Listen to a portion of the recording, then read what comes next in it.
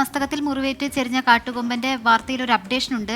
ആ കാട്ടുകൊമ്പന്റെ സംസ്കാരം വൈകിയേക്കും എന്നുള്ള വാർത്ത വരുന്നുണ്ട്. കോടനാട് ക്യാമ്പിലുള്ള ജഡത്തിന്റെ പോസ്റ്റ്മോർട്ടം നടപടികൾക്കായി മണ്ണുത്തിയിൽ നിന്ന് 3 വെറ്ററിനറി ഡോക്ടേഴ്സ് എത്തേണ്ടതുണ്ട്.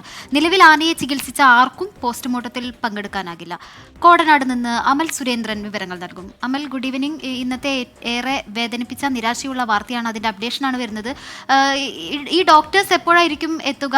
അവർ വന്നാൽ തന്നെയല്ലേ പോസ്റ്റ്മോർട്ടം നടപടികൾ ആരംഭിക്കുകയുള്ളൂ. അതിനുശേഷം സംസ്കാരത്തിന്റെ വിവരങ്ങൾ കൂടി എങ്ങനെയായിരിക്കും അമൽ? ശ്രീനിത, ഇപ്പോൾ ഇവിടെ എന്തായാലും പോസ്റ്റ്മോർട്ടം നടപടികൾ ആരംഭിക്കാൻ പോവുകയാണ്. മണ്ണൂത്തിയിൽ നിന്നുള്ള വിദഗ്ധ സംഘം, വെറ്റിനറി ഡോക്ടർമാരുടെ വിദഗ്ധ സംഘം ഇവിടെ എത്തിയിട്ടുണ്ട്. ഡെൽറ്റോ മോർക്കി എന്ന അസിസ്റ്റന്റ് കൺസർവേറ്റീവ് നാച്ചുറൽ സ്റ്റഡി സെന്ററിന്റെ ഉദ്യോഗസ്ഥന്റെ നേതൃത്വത്തിലായിരിക്കും പോസ്റ്റ്മോർട്ടം നടപടികൾ നടക്കുക. ഇപ്പോൾ പോസ്റ്റ്മോർട്ടം നടപടികളുടെ പ്രാരംഭഘട്ടത്തിലേക്ക്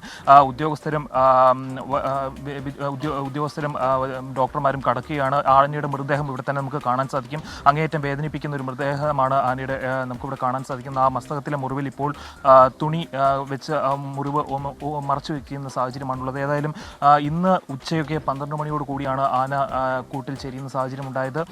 ഇവിടെ ഡോക്ടർ അരുൺ സക്രിയയുടെ നേതൃത്വത്തിലുള്ള സംഘം അപ്പോൾ ഇവിടെ ഉണ്ടായിരുന്നു. ഏതായാലും ഇപ്പോൾ നമുക്ക് പോസ്റ്റ്മോർട്ടം നടപടികൾ പുരോഗമിക്കുന്നതിൽ തന്നെ മാധ്യമങ്ങൾക്ക് ഇവിടെ നിന്നും പുറത്തേക്ക് മാറേണ്ട ഒരു സാഹചര്യമാണുള്ളത്. ഇപ്പോൾ എന്തായാലും നമുക്ക് മനസ്സിലാക്കുന്ന ഒരു കാര്യം, ആനയുടെ മൃതദേഹം ഇവിടെ തന്നെയായിരിക്കും സംസ്കരിക്കുക.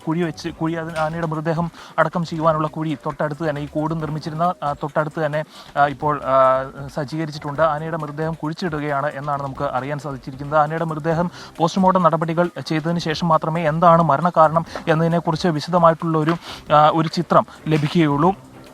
ഏതായാലും ഇപ്പോൾ പ്രാഥമികമായ വിലയിരുത്തലായി പറയുന്നത് ആനയുടെ മസ്തകത്തിലുണ്ടായ മുറിവിൽ നിന്നുള്ള ഇൻഫെക്ഷൻ തന്നെയാകാം മരണത്തിനുള്ള ഒരു കാരണം എന്നൊരു പ്രാഥമികമായ വിലയിരുത്തൽ ഈ പോസ്റ്റ്മോർട്ടം നടപടികൾക്ക് നേതൃത്വം വഹിക്കുന്ന ഉദ്യോഗസ്ഥരുടെ ഭാഗത്തു നിന്ന് അല്ലെങ്കിൽ ഡോക്ടർമാരുടെ ഭാഗത്തു നിന്ന് ഉണ്ടായിട്ടുണ്ട്.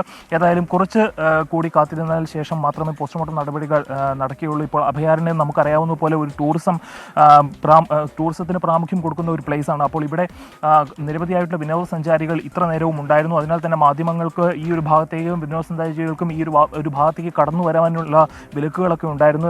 അത് തന്നെയാണ് പോസ്റ്റ്മോർട്ടത്തിലേക്കും അല്ലെങ്കിൽ മറ്റ് നടപടികളിലേക്കും ഇത്രയും വൈകുവാനുള്ള ഒരു കാരണവുമായി നമുക്ക് ഇപ്പോൾ മനസ്സിലാകുന്നത്. ഏതായാലും പോസ്റ്റ്മോർട്ടം നടപടികൾ ആരംഭിക്കാൻ പോകുന്നതേ ഉള്ളൂ. ഏതായാലും ഈ പോസ്റ്റ്മോർട്ടം നടപടികൾക്കും ശേഷം ആനയുടെ മൃതദേഹം ഇന്ന് തന്നെ സംസ്കരിക്കുമെന്നാണ് നമുക്ക് അറിയാൻ സാധിക്കുന്നത്. അർദ്ധരാത്രിയോട് കൂടിയൊക്കെ തന്നെ സംഭവിക്കാൻ ഇടയുള്ളൂ.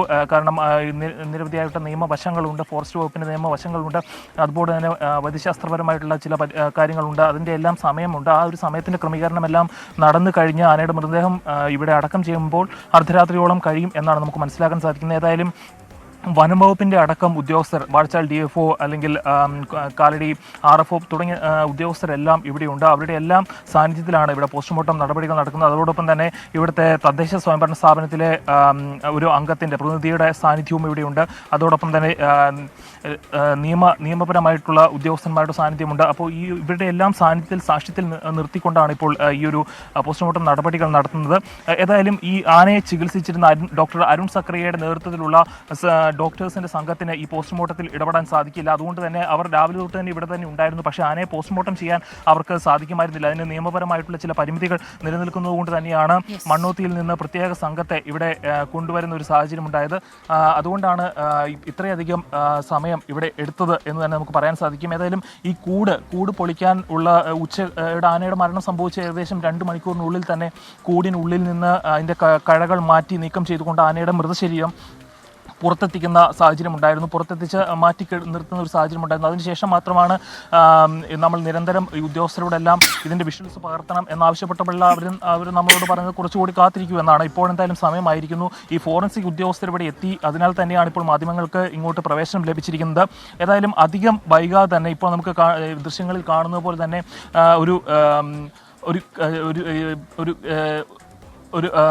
ഒരു JCBയുടെ സാന്നിധ്യത്തിൽ സഹായത്തോടു കൂടി ആനയുടെ മൃതശരീരം മറിച്ചിടുന്ന ഒരു ദൃശ്യങ്ങളാണ് ഇപ്പോൾ നമുക്ക് കാണാൻ സാധിക്കുന്നത്.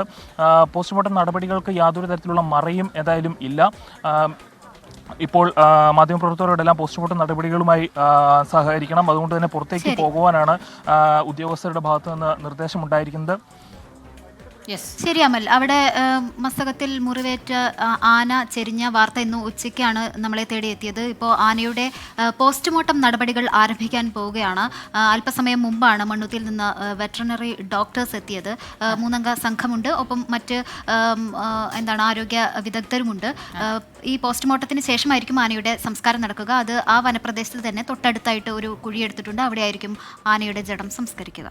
വിവരങ്ങൾ അമൽ സുരേന്ദ്രനാണ് നൽകിയത്.